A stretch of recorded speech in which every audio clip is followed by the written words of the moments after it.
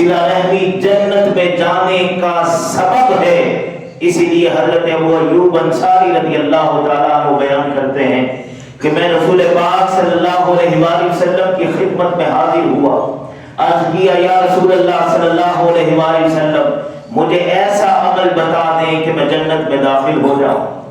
آپ نے فرمایا عبادت رب کی کرنا، شرک نہ کرنا، نماز کو قائم کرنا، زکوٰۃ ادا کرنا، اور فرمایا صلہ رحمی کرنا، اللہ تمہیں جنت میں داخل فرما دے۔ اب ذرا رک کر ذرا ادھر تھوڑا سا سوچئے کہ صلہ رحمی کی اہمیت کیا ہے۔